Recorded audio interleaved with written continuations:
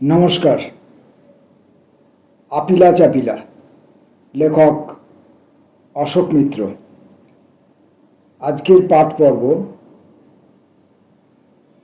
20তম পর্ব, 20তম পর্ব। দিল্লিতে আমার অবস্থানেও ইতিমধ্যে পরিবর্তন ঘটেছে। 70 সালের গোড়ার দিকে কৃষিপণ্য মূল্য কমিশনের সভাপতিত্ব ছেড়ে ভারত সরকারের মুখ্য অর্থনৈতিক উপদেষ্টা হিসাবে যোগ দিয়েছি। পশ্চিমবাংলায় যুক্তফ্রন্টকে ভদ্রমহিলায় উত্ত্যক্ত করা সত্ত্বেও তখনও বামপন্থীরা ইন্দিরা গান্ধী সম্পর্কে আশা পোষণ করে যাচ্ছিলেন। 69 সালের মাঝামাঝি কংগ্রেস দুভাগ হলো। লোকসভায় সংখ্যাগরিষ্ঠতা নিশ্চিত করতে ইন্দিরা বামপন্থীদের দ্বারস্থ হলেন। কয়েক মাস বাদে রাজন্য ভাতা বিলোপ, ব্যাংক ব্যবস্থার জাতীয়করণ ঘোষণা, সারা দেশে উত্তেজনা, হুলস্থুল।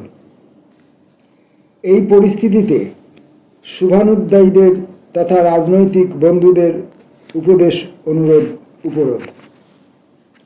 মুখ্য অর্থনৈতিক উপদেষ্টা পদ গ্রহণের যে আহ্বান আমার কাছে এসেছে তা যেন প্রত্যাখ্যান না করি। তাদের যুক্তি, সরকারের মুখ্য অর্থনৈতিক উপদেষ্টা অর্থমন্ত্রকে বসেন। সেই মন্ত্রক প্রতিক্রিয়াশীল আমলাবৃন্দে সমাচ্ছন্ন। আমি ঢুকতে পারলে সম্ভবত ভিতর থেকে কলকাঠি নেড়ে দক্ষিণপন্থীদের চক্রান্ত অন্তত খানিকটা ব্যর্থ করতে পারব। ইন্দিরা গান্ধী মোরারজি দেশাইকে অর্থনীতির আসন থেকে বিচ্যুত করেছেন, নিজে অর্থমন্ত্রীর দায়িত্ব গ্রহণ করেছেন। যারা আকাশকুসুম স্বপ্ন দেখতে ভালোবাসেন তারা ধরেই নিয়েছিলেন সমাজ বিপ্লবের তেমন আর দেরি নেই।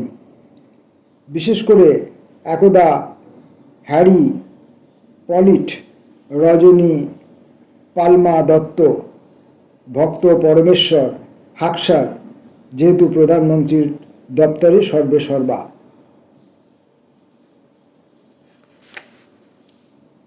অবস্থান ভিত্তিক কুহেলিকায় আমার মতো নিকষ নাস্তিকও কিছুটা বিলাস কল্পনায় তখন মজে গিয়েছিলাম। ব্যাংক জাতীয়করণ হলো। এবার গরিবদের, বেকার ছেলেদের, ছোট চাষি ভাগ চাষিদের ব্যাংক থেকে নামমাত্র সুদে টাকা পাইয়ে দেওয়ার ব্যবস্থা করতে হবে। এইসব ফন্দি আটছিলাম। নতুন বছরের বাজেটে কুলককুল শুদ্ধ ধনী পরিবারের উপর কড়া হারে সম্পত্তি কর বসানোর প্রস্তাবও ঢুকিয়ে দেওয়া হলো। তবে কোনোই লাভ হলো না। স্বতন্ত্র পার্টির কথা ছেড়েই দিলাম। কংগ্রেস দলের মধ্যেই ভূস্বামী সম্প্রদায়ের রাঘব বোয়াল প্রতিনিধি, তারা সরস প্রতিবাদ জানালেন। এমনকি আমাকে যা ভীষণ আশ্চর্য করল, সিপিআইয়ের পক্ষ থেকেও প্রস্তাবের বিরোধিতা করে বিবৃতি। কদিন বাদে কি কাজে অচ্যুত মেনন নর্থ ব্লকে আমার ঘরে এলেন। তিনি তখন কেরলের মুখ্যমন্ত্রী কিনা মনে আনতে পারছি না। তাকে সবিনয়ে জিজ্ঞাসা করলাম, তার দল থেকে এমন বিবৃতি বেরোলো কেন? আমরা খুব অসহায় বোধ করছি। অচ্যুত মেননের সততার সাধুতার তুলনা নেই। ঈষৎ বিব্রত বোধ করে একটুক্ষণ চুপ করে রইলেন। তারপর বললেন, বিহার ও অন্ধ্রপ্রদেশের কমরেডদের প্রবল আপত্তি ছিল। সহজেই বুঝে নিলাম দলের প্রতি অনুগত মধ্য চাষিরা অনেকেই ইতিমধ্যে ধনী কৃষকে রূপান্তরিত হয়েছেন। নতুন পদে আমার যোগ দেওয়ার 4 মাসের মধ্যেই ইন্দিরা গান্ধী অর্থমন্ত্রীর দায়িত্ব যশবন্ত রায় চ্যাবনকে ছেড়ে দিলেন। তবু অন্তত ওই কমাস তদানীন্তন প্রধানমন্ত্রীকে কাছ থেকে দেখার সুযোগ হয়েছিল। 66 সালে উনি প্রধানমন্ত্রী হিসেবে শপথ নেওয়ার পর প্রথম দিকে বেশ কয়েকবার ইন্দিরা গান্ধীর সঙ্গে বৈঠক করতে গিয়েছি। উনি নিমন্ত্রণ জানাতেন বিভিন্ন বিষয়ে তথাকথিত বুদ্ধিজীবীদের সঙ্গে আলাপ আলোচনা থেকে জ্ঞানান্বিত হওয়ার জন্য। আমার ধারণা তখন যারা তার আশেপাশে প্রধান পরামর্শদাতা রূপে বিরাজ করতেন তাদেরই উৎসাহে এ সমস্ত বৈঠক ডাকা হতো, প্রধানমন্ত্রীর জনসংযোগ যাতে উন্নত স্তরে পৌঁছয় সেই লক্ষ্যে। ইন্দিরা গান্ধীকে তখন হালকা মেজাজের চঞ্চলা হরিণী বলেই মনে হতো। সবাই বসে সর্বক্ষণ এদিক ওদিক তাকাচ্ছেন। পাশে উপবিষ্ট আমলামশাইয়ের সঙ্গে অহরহ ফিসফাস কথা বলছেন। আলোচনার বিষয়ে আদৌ যেন আগ্রহ নেই। 70 সালে মুখ্য অর্থনৈতিক উপদেষ্টা হিসেবে যখন ফের তার সঙ্গে আলাপ হলো, দেখলাম সম্পূর্ণ অন্য মানুষই। প্রচুর পরিশ্রম করতে শিখেছেন, এক ধরনের জেদ সমস্ত চেতনা অধিকার করে। প্রতিটি বিষয়ের খুঁটিনাটি সম্পর্কেও তার আগ্রহ। শুধু নিজেই খাটছেন না, তার চারপাশে যারা আছেন তাদেরও খাটাচ্ছেন। তার একাগ্রচিত্ততার দুটি উদাহরণ পেশ করছি। সংসদের অধিবেশন চলাকালীন প্রতিটি মন্ত্রীকে সপ্তাহে একদিন লোকসভায় ও একদিন রাজ্যসভায় 1 ঘন্টা করে সদস্যদের পেশ করা তারকাখচিত প্রশ্নের মৌখিক উত্তর দিতে হয়, লিখিত উত্তরের সংযোজন পরিপূরণ হিসাবে। সংসদের বৈঠকে বসে সকাল 11টায় ইন্দিরা গান্ধী আমাদের মতো 4-5 জন সচিব পরামর্শদাতাদের নিয়ে দুদিনই সকাল 9:30 থেকে শুরু করে 11টা পর্যন্ত বৈঠক করতেন। আমাদের দিকে সম্ভাব্য অতিরিক্ত প্রশ্ন ছুটতেন, আমরা তার জবাব দেব। হয়তো আমাদের কারোরই দেওয়া উত্তরই তার পছন্দ হলো না, কিন্তু আমার উত্তর পছন্দ হলো না, আমার পাশে বসা রাজপুরুষকে তার মতো করে উত্তর দিতে বললেন। হয়তো সেই উত্তরের সূত্র ধরে দ্বিতীয় প্রশ্ন করলেন। তার উত্তর পছন্দ না হলে ফের প্রশ্ন মানে আমরা জর্জর। কিন্তু এই পদ্ধতিতে প্রতি সপ্তাহে তার সঙ্গে 2 দিন নিয়মিত বৈঠক করার ফলে তারও যেমন সংসদের সদস্যদের মৌখিক প্রশ্নের তাৎক্ষণিক জবাব দিতে সব প্রতিভতা এলো, অনুরূপ আমাদেরও জ্ঞানের প্রসার ঘটল। তার বর্ধমান মনঃসংযোগের আরেকটি দৃষ্টান্ত, বাৎসরিক কেন্দ্রীয় বাজেট পেশ করা হয়েছে, তা নিয়ে সংসদে বিতর্ক চলছে। বিতর্কে জবাব দেবেন প্রধানমন্ত্রী। কয়েকটি কর প্রয়োগের ক্ষেত্রে সংশোধনী প্রস্তাব সহ তার জবাবি বক্তৃতার খসড়া প্রস্তুত। তাতে একটি বিশেষ কর সংশোধনী উল্লেখ করা হয়নি। আমাদের কাছে সেটা তেমন জরুরি বলে ঠেকেনি, যেহেতু পণ্যদ্রব্যটি রাজস্ব সংগ্রহের দিক থেকে তত গুরুত্ব নেই, যদিও সঙ্গে পেশ করা কাগজপত্রে তার উল্লেখ ছিল। যেদিন জবাবি ভাষণের তারিখ, পূর্ববর্তী সন্ধ্যায় বক্তৃতার খসড়া প্রধানমন্ত্রীর বাড়িতে পাঠিয়ে দেওয়া হয়েছে। 7 সকালে টেলিফোনে তলব, প্রধানমন্ত্রী যথাশীঘ্র যেতে বলেছেন। আমাদের ওই বাদ দেওয়ার ব্যাপারটি তার সতর্ক দৃষ্টি এড়ায়নি, তাকে বুঝিয়ে বলতে হলো। উদ্ধত ইন্দিরা গান্ধী, অত্যাচারিণী ইন্দিরা গান্ধী, স্বৈরাচারিণী ইন্দিরা গান্ধী তখনও যবনিকার আড়ালে। আমাদের সঙ্গে খুব খোলামেলা আলাপ করতেন। এখন যা অবিশ্বাস্য ঠেকবে। মাঝে মাঝে রাতের শোতে চলচ্চিত্র দেখতে যেতেন পর্যন্ত, প্রধানত রিভোলি সিনেমা ঘরে। কোনো সদ্য মুক্তিপ্রাপ্ত ছবি সম্বন্ধে আমাদের মতামত জানতে আগ্রহ প্রকাশ করতেন। বিভিন্ন রাজনৈতিক নেতাদের নিয়ে বক্র মন্তব্যে তার উৎসাহ অন্তহীন। এক নেতা, যিনি পরে কিছুদিনের জন্য প্রধানমন্ত্রীও হয়েছিলেন, তার বিষয়ে ইন্দিরা গান্ধী প্রবল ব্রিটিশ না, আমাকে 2-1 দিন ঠাট্টা করে বলেছেন, ওর মধ্যে তুমি কি এমন মহামূল্য গুণাবলী দেখতে পাও? জানো না ও অমুক ব্যবসাদারের কাছ থেকে নিয়মিত মাসোহারা পায়? তবে স্বীকার করতেই হয়, অত্যন্ত দ্রুত তিনি কুটকচালিও শিখেছিলেন। সেই বছরের বাজেটে আমরা তালাচাবি, সিন্দুক, আলমারির উপর খুব কড়া হারে অন্তঃশুল্ক চাপাবার প্রস্তাব রেখেছিলাম। হয়তো গোদরেজ গোষ্ঠীর কেউ বা অন্য কোনো শিল্পপতি তার কাছে এসে দরবার করে গেছেন। আমাদের ডেকে পাঠিয়ে ইন্দিরা গান্ধী প্রতিভাধারিণী গল্প ফাঁদলেন, জানো আমাদের বাড়ির সিন্দুক, দেরাজ, আলমারির সব চাবি আমার কাছে গচ্ছিত থাকতো। একবার হলো কি, বাড়িতে এক বিয়ের সমস্ত শাড়ি গয়না আলমারিতে পোড়া, চাবি আমার কাছে। আমার বাচ্চা ছোট ছেলে চাবির গোছা নিয়ে খেলতে গিয়ে কোথায় হারিয়ে ফেলল। অনেক মিস্ত্রি ডেকেও আলমারি খোলা গেল না। শেষ পর্যন্ত মুম্বাই থেকে গোদরেজের লোক এসে সেই আলমারি খুলল। ওরা এত ভালো, এত চমৎকার চমৎকার জিনিস তৈরি করছে, ওদের উপর করের বোঝা একটু কমিয়ে দাও না কেন? যেটা দুঃখের, তার এই মানসিকতা কিংবা আচরণিক মাধুর্য তেমন দীর্ঘস্থায়ী হয়নি। তার কারণ হেঁয়ালির মতো ঠেকলেও আমি বলবো, বাংলাদেশের মুক্তিযুদ্ধ, ব্যাংক জাতীয়করণ, অপেক্ষাকৃত হালকা ধরনের বাজেট, রাজন্য ভাতা বিলোপ, গরিবি হটাও, সামগান ইত্যাদি তাঁকে ও তার নবগঠিত কংগ্রেস দলকে 71 সালের লোকসভা নির্বাচনে জিততে প্রভূত সাহায্য করেছিল। ওই সচ্ছল সংখ্যাধিক্য সত্ত্বেও ইন্দিরা গান্ধী হয়তো এমনিতে বেপরোয়া হয়ে যেতেন না। 70 সালের শেষের দিকেই যদিও কানাঘুষো শোনা যাচ্ছিল শিল্পপতিদের ওপর চাপ দিয়ে তিনি পয়সা কড়ি সংগ্রহ করছেন, তবে তা তো প্রথাগতভাবে সব প্রধানমন্ত্রী করে থাকেন। দৃষ্টিকটু পট পরিবর্তন 71 সালের নির্বাচনের পর তার কাছে বামপন্থীদের প্রয়োজন ততদিনে ফুরিয়েছে, কিন্তু সেই মুহূর্তেও তার মাথা ততটা ঘুরে যায়নি। ঘুরল খানিক বাদে বাংলাদেশের যুদ্ধ বিজয় এবং পাকিস্তানকে সেই যুদ্ধে নাস্তানাবুদ করা থেকেই পরবর্তী ভয়ঙ্কর ইতিহাসের সূচনা। 70 সালের প্রথমার্ধ থেকে বামপন্থীদের সঙ্গে তার সম্পর্ক শিথিল হতে থাকে। খানিকটা আঁচ করতে পারছিলাম হাকসারের ছুটকো ছাটকা মন্তব্য থেকে। লন্ডনে ছাত্রাবস্থায় জ্যোতি বসু ও হাকসার কাছাকাছি ছিলেন। দুজনেরই চোখে ভারতবর্ষে সমাজতন্ত্র প্রতিষ্ঠার স্বপ্ন। 3-4 দশকে পরস্পরের ব্যক্তিগত অবস্থান আমূল পাল্টে গেছে। জ্যোতি বসু জননেতা, হাকসার দেশের সর্বোত্তম রাজপুরুষ হলেও তিনি আমলাই। যতদূর মনে আনতে পারি, দুর্গাপুরে ইস্পাত কারখানায় শ্রমিক অশান্তি নিয়ে তাদের মধ্যে মতভেদ দেখা দেয়।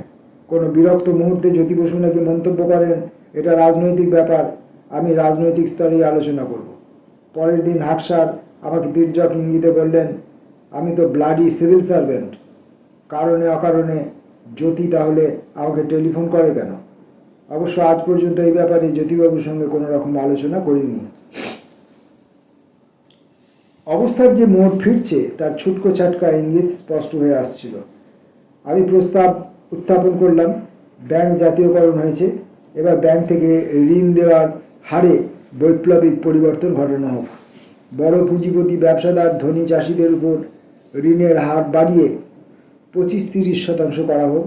অন্যপক্ষে দরিদ্র কৃষক, ক্ষেতমজুর, ভূমিহীন কৃষক, ব্যবসাদার, কারিগর, বেকার, যুবক ইত্যাদিদের জন্য ঋণের হার অনেকটাই কমানো হোক। এমনকি কোনো কোনো ক্ষেত্রে বিনা সুদে যোগ্য পাত্রপাত্রীদের ধার দেওয়া হোক। এটাও যোগ করেছিলাম, প্রতিভাবান কবি সাহিত্যিকদের বই ছাপাবার জন্য নামমাত্র সুদে ঋণ দেওয়ার ব্যবস্থা হোক, কিংবা নাটক দলকে নাটক করার জন্য। ব্যাংকের কেষ্ট বিষ্টুদের মাথায় হাত। আমার প্রস্তাব বিবেচনার জন্য কমিটি গঠন করা হলো। উদ্দেশ্য সময়কে গড়াতে দেওয়া। ইতিমধ্যে ইন্দিরা গান্ধীর পূর্ববঙ্গ বিজয়, গরিবদের কথা ভাববার আর দরকার নেই। কমিটির প্রতিবেদন বেরোলো, তাতে কার্যত প্রস্তাবের নিধন ঘোষণা। অন্য কারণেও বুঝতে পারছিলাম হাওয়া ক্রমশ ঘুরছে। সিদ্ধার্থ শঙ্কর রায় সম্প্রদায় ইন্দিরা গান্ধীকে 69 সালে এক দফা বুঝিয়েছিলেন পশ্চিমবাংলার নতুন বিধানসভা নির্বাচনে কংগ্রেস ভালোভাবে জিতবে। তাদের সেই ভবিষ্যৎবাণী খাটেনি, কিন্তু 71 সালের নির্বাচনে Ajay Mukhopadhyay, CPI, forward block ইত্যাদি কংগ্রেসের সঙ্গে মেলাতে পেরেছিলেন। সুতরাং তারা এবার প্রায় নিশ্চিন্ত। তার আরও হেতু অবশ্যই কলকাতায় ও পশ্চিমবাংলার অন্যতম মার্ক্সবাদী কমিউনিস্ট পার্টির সদস্য সমর্থকদের নকশালপন্থীদের ক্রমবর্ধমান সশস্ত্র হানাহানি। তখনই কিছু কিছু অনুমান করা যাচ্ছিল, পরে তার নানা সাক্ষ্য পাওয়া যায়। নকশালপন্থীদের ভিড়ে পুলিশের অনেক রকম লোক ঢুকিয়ে দেওয়া হয়েছিল। এ ব্যাপারে প্রধান পরামর্শদাতা ছিলেন পুলিশের এক বড় কর্তা, যিনি নিজেও ঢাকা শহরের ছেলে। পরে প্রেসিডেন্সি কলেজে সুশোভন সরকারের কাছে পড়েছেন। একসময় ছাত্র ফেডারেশনের সঙ্গে ঈষৎ মাখামাখি ছিল। মাঝে মাঝে তাকে সমরবাবুর আড্ডাতেও দেখতে পেতাম। সদ্য প্রকাশিত বহু বিদেশি বইয়ের নাম আওড়াতেন। এই ভদ্রলোককে তারিফ করতে হয়। পরস্পরকে গুপ্ত হত্যার বীজ বামপন্থীদের মধ্যে অনেক গভীরে ছড়িয়ে দিতে হয়েছিল। কিন্তু আদর্শবাদী খাঁটি নকশালপন্থী যুবক, আবার কিছু নকশাল বকলমে ছদ্ম কংগ্রেসি, কিছু বা নকশাল বকলমে ছদ্ম পুলিশ, সব যেন ওই এলেবেলে ঋতুতে একাকার হয়ে গেল। খুনোখুনি বাড়তেই থাকলো। কয়েক মাস বাদে কলকাতায় নানা কিসিমের মিলিটারি পুলিশ নামানো হলো। পাড়া ধরে ধরে চিরুরি আক্রমণ, হাজার হাজার ছেলে মেয়েকে ধরে নিয়ে যাওয়া। এদের মধ্যে কেউ কেউ নিকষ নকশালপন্থী, কেউ কেউ মার্ক্সবাদী কমিউনিস্ট কর্মী। আরও একটি পুলিশি প্রকরণের গল্প লোকের মুখে ছড়িয়ে পড়ল। গভীর নিশীথে পুলিশ ভ্যানে করে কতিপয় বন্দীকে শহরের বাইরে অনেক দূরে লোকালয়হীন অঞ্চলে নিয়ে গিয়ে বলা হতো, এখন ছেড়ে দিচ্ছি, এখন থেকে সহবত মেনে চলবে। তোমাদের তো যথেষ্ট শিক্ষা হয়েছে, বাড়ি ফিরে সুবোধ বালকের মতো থেকো, অন্যথা কিন্তু ভালো হবে না। ছেলেরা ভ্যান থেকে নেমে কয়েক পা এগোতেই পিছন থেকে তাদের গুলি করে মারা হতো। ভোরবেলা মানুষ দেখতে পেতেন খুন হওয়া কয়েকটি ছেলের সব এখানে ওখানে ছড়িয়ে পড়ে আছে।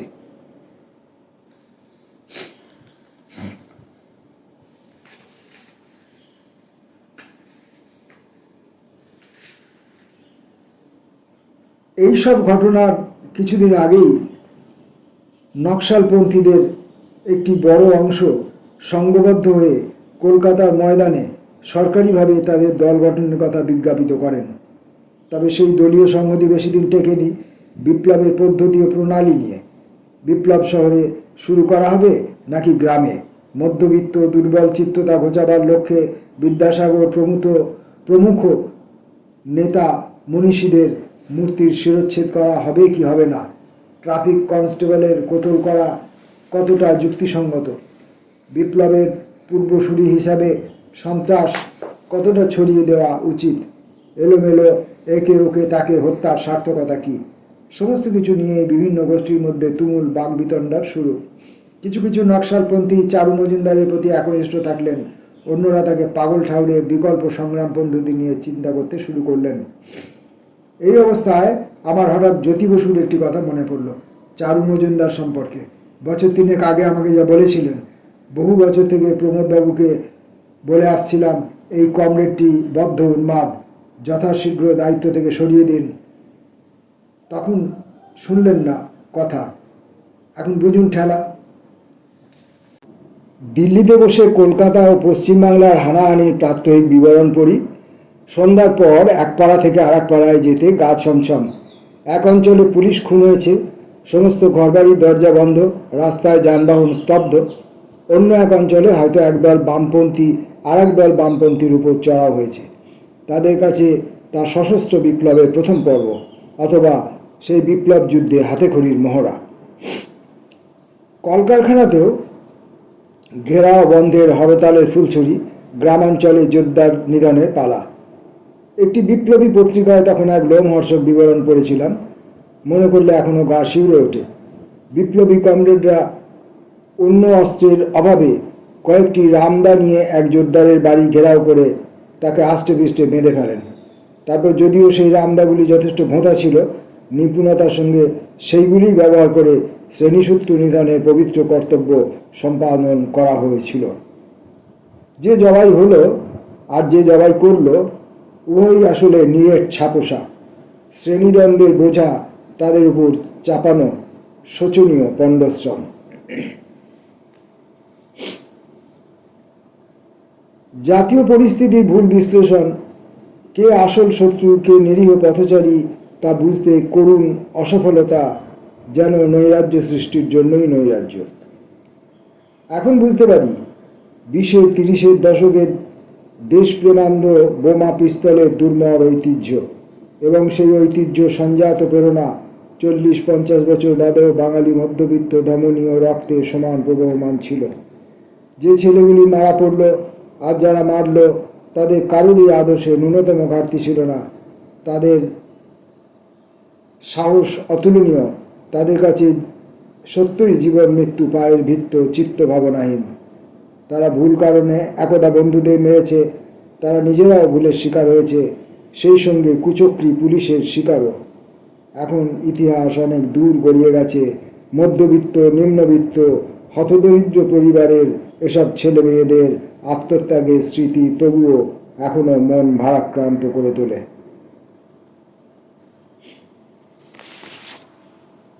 20তম পর্বের পাঠ এই পর্যন্তই। বাকি অংশটুকু পরের ভিডিওয়ে। নমস্কার।